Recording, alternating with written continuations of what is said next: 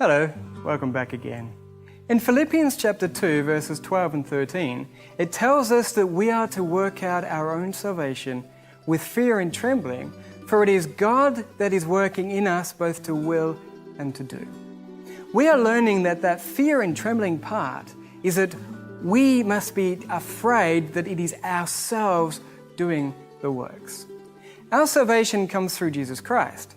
But Jesus Christ himself says in John 5 verse 30, I can of my own self do nothing. In Hebrews 5 verse 7 it says that in the days of his flesh he offered up prayers and supplications with strong crying and tears unto him that could save him from death. Jesus Christ, as one with us in our experience, was afraid of doing his own works. Just as we are to have fear and trembling, Jesus Christ had fear and trembling also. In John 8, verses 28 and 29, he says that when you see me lifted up upon the cross, you will know I do not do my own works. Because as he partook of humanity, he partook of the same fear and the dread of pain and suffering and the consequences of sin. And he wanted to run from that situation. But he prayed, not my human will, but thy will be done. Father, I will let you work your obedience within me. In verse 29, he says, I do always those things that please him.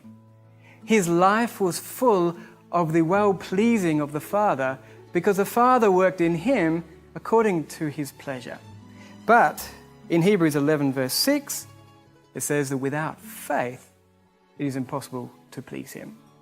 Jesus had a faith that brought into his practical life the very doing of the Father himself.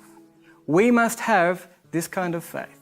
What then is faith? Join me next time.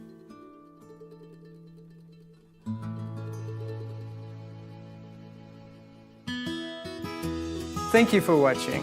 Please leave your comments below, and if you would like more information, please visit my website at www.eternalrealities.com.